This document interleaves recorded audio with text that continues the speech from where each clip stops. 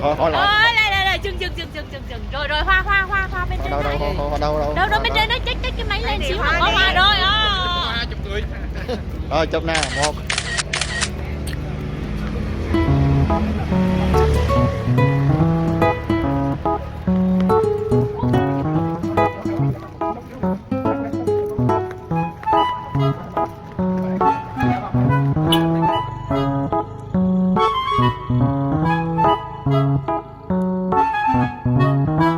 Ở đây không có này.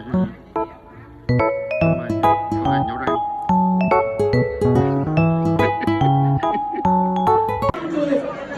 Đây là ốc nhồi. Ốc giò ngon.